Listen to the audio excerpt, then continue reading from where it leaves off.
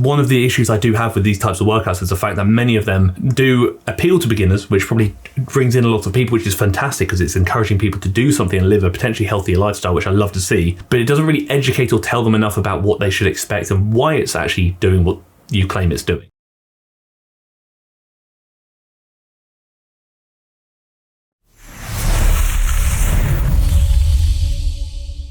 So it seems workout videos are quite popular. People do tend to prefer it when I speak about workout videos, give some tips and tricks on how you can improve your workouts, whilst also telling you what workouts I think might be worth it and maybe what workouts could maybe be best substituted with something else. It's going to be an interesting one and potentially a controversial one because we're going to look at Pamela and her 10-minute beginner full body workout, 100% standing for abs, legs and arms. This is interesting because there's no equipment, and if you've watched these videos before, you may know what's to come. Also, side note, if anyone fancies it, myself, Ryder and Beth all have spaces that have opened up for one-to-one coaching. So if you fancy working with either of us on a one-to-one basis where we can help coach you towards your goals, then drop me an email at teamforneverlean@gmail.com or click the application form down in the description and fill in the bits and bobs and we can have a gander to see what we can do. So triceps, the movement itself, technically extension of the elbow, is going to be tricep, but the fact that there is no resistance here, not even gravity in this sense, it's not going to be doing what you think it's going to be doing, unfortunately. So again, this would technically be a bit of a misleading term. There is no resistance here. That's the key thing, is if you're looking at doing this from the perspective of achieving like a muscular gain, be that maybe muscular endurance or even just a bit of hypertrophy, so building muscles, you do need some resistance there. So doing movements like this where it is purely body weight actually working in favor rather than against gravity, you're not going to get anything beyond actually probably a bit of caloric expenditure. And again, I'm a bit confused and a bit uncertain because Pamela's notoriously done like some pretty decent workouts in her time. I've actually been a fan of quite a few of Pamela's workouts. It's more surrounding context. What is the purpose of this workout? What are people trying to achieve when they perform this workout? Because like I said, if you're looking at actually working muscles and hoping to get a muscular gain of sorts, this is not going to do that for you. When you're looking at doing such a thing, you ideally do want to be doing movements that do go against resistance, that require you to strain when doing them, that require you to kind of go to close proximity of failure where the muscles are really having to work to achieve what they need to achieve, and that may be going through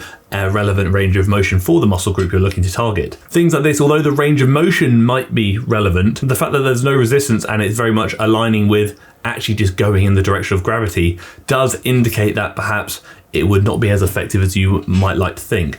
But that being said, if you do it purely for the sake of caloric expenditure, so burning calories, then actually, yeah, I would arguably back it. Because the big thing when you look at burning calories is going to be movement. Are you moving? And in that case, are you actually moving more than you previously were? Because more movement is likely, in a lot of cases, going to be better for burning more calories. The thing that I've kind of spoke about beforehand is standing ab movements. Doing standing ab movements don't necessarily do what you think they're going to do for the typical six-pack muscles. And I know people comment, oh, what about the transverse abdominis and things like that? I'm not talking about that. I'm talking about what's typically deemed to be the ab muscles, which is what people most often refer to as the six-pack, being the rectus abdominis. Are you taking the muscle through its relevant range of motion, which is spinal flexion, so reducing the distance between the pelvis and the sternum, or the sternum and the pelvis, against resistance? If the answer is no, then it's probably not going to be that effective. The muscle group that is most likely to be going through the most resistance here will be the hip flexors, which will essentially be very responsible for actually lifting the leg up. Because again, lifting the leg against gravity is very different to bending the body with gravity. So in that case, it's kind of like, again, why are you doing this workout? Are you doing it purely to work muscles and to take them through an effective range of motion to achieve a muscular benefit, in which case I'm probably not going to back it.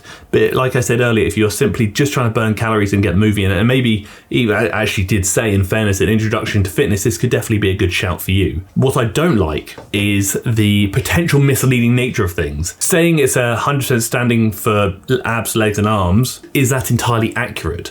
Beginners might be watching this video and thinking that this is what they need to do to work the abs, legs and arms, when in reality they're probably not working the abs or arms as effectively as they might think, and what would better serve them is maybe educating them, saying this is actually what you need to work the arms, i.e. you need elbow extension and flexion, ideally against resistance, and with the abdominals you kind of primarily want to look at spinal flexion.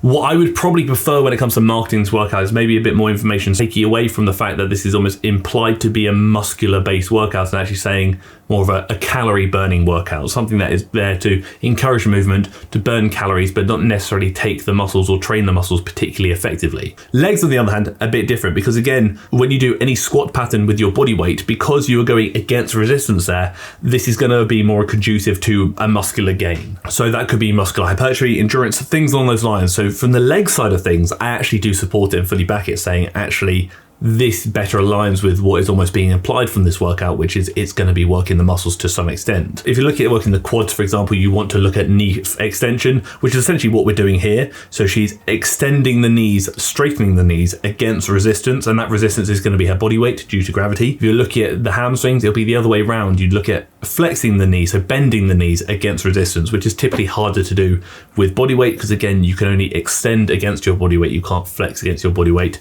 in this standing no equipment position. And what you will see from a lot of these home workouts is a lot of squat variations, because again, arguably squat variations, lunge variations, things along those lines are probably going to be your best friend when you're working out at home and looking to target the lower body. You can try and get some hamstring variations in there, but the fact that there's no equipment does make it a little bit harder. If you maybe had something to create like a leg curl variation with, that would be much better, like a band or something, but obviously in this case we don't. A jumping jack is again not so relevant for building muscle and muscular hypertrophy. We'll say the jumping jack is going to be more relevant to burning calories. Again, I am noting that this is a beginner based workout, which essentially means that this is, what I'm assuming anyway, a workout for somebody who's never worked out before, in which case I don't think it's a bad one per se. What I would prefer is just a bit more information to maybe teach the beginner what they're actually looking to achieve, rather than applying this as a workout that will kind of benefit things from a muscular perspective, being the arms, the abs, the legs, but maybe actually better aligning, saying this is probably more of, like I said, a movement and calorie burning workout. Again, obviously all workouts going to burn calories, but it's kind of just more about how effective that workout's going to be for the calories, how effective it's going to be for the muscles. Again, calf raises are fine. At the end of the day, like, you don't have to do calf raises if you don't want to,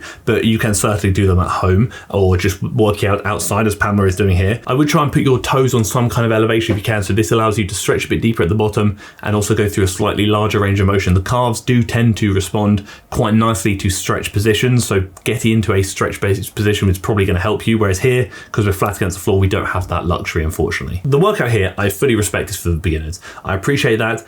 I understand that. One of the issues I do have with these types of workouts is the fact that many of them do appeal to beginners, which probably brings in a lot of people, which is fantastic because it's encouraging people to do something and live a potentially healthier lifestyle, which I love to see, but it doesn't really educate or tell them enough about what they should expect and why it's actually doing what you claim it's doing. So for example, this workout, what I would better say, maybe in the description or maybe just kind of as like an end bit, something like that, is basically say, look, this is a workout where we're going to be taking the arms, abs and legs through a range of motion. In all honesty, you will not be working the abs or arms as effectively as you might think, due to the fact that it's hard to do so standing without equipment when you're working with gravity rather than against gravity. We'll still be moving those regions quite effectively, which means you will be burning some calories performing these workouts. But in addition to that, obviously with the legs, as we will be able to work the legs against resistance, being body weight, this workout might be more effective for them from a muscular standpoint. On top of the additional movement we're getting from working the legs, we're still going to be burning some calories due to said movement, whilst actually also achieving muscular hypertrophy, which is the building of muscle using nothing but our body weight. Wording things like that in the description, whatever it may be,